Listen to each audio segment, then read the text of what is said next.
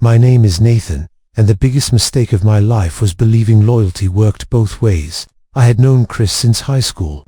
Same streets, same dreams, same late nights talking about the future. When he told me he was getting married, I was the first person he called. "You're my brother," he said.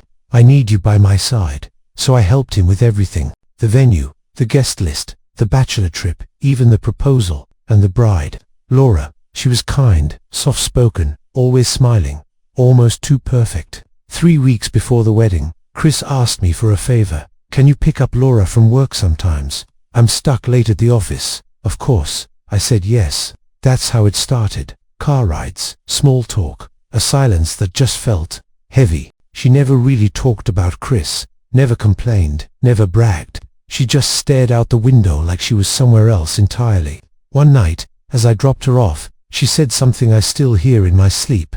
"Do you ever wish you met someone at the wrong time?" I just laughed it off. I really shouldn't have. A week later, Chris asked me to hold on to a spare phone, just in case, he said. You know, wedding chaos. I didn't ask any questions. The phone buzzed that night.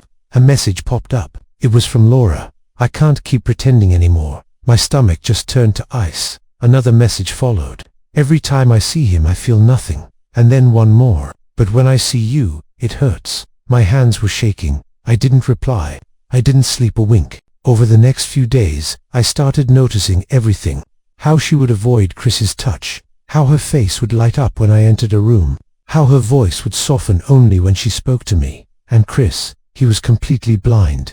Lost in planning. Lost in love. Or what he thought was love. 2 nights before the wedding, Laura showed up at my door, crying. "I never meant for this to happen," she said. "But I'm marrying the wrong man." I told her to leave. I told her I was loyal to my friend. I told her it would pass. She just looked at me and whispered, "He knows. Chris knows." That's when my whole world collapsed. She told me the truth. Chris had known for months. He knew she had feelings for me. And instead of letting her go, he trapped her. Her family was deep in debt. His family offered to help, but there was one condition.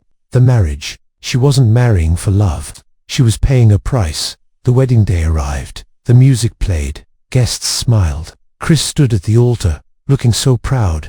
Laura walked toward him, looking completely empty. When the officiant asked if anyone had any objections, I stood up. The entire room froze. Chris turned pale. I said just one sentence. "This marriage is built on a lie." Laura broke down, sobbing. Chris screamed at me to sit down. But then Laura spoke. She told everyone about the deal, the debt, the pressure, the lie. An unbearable silence swallowed the room.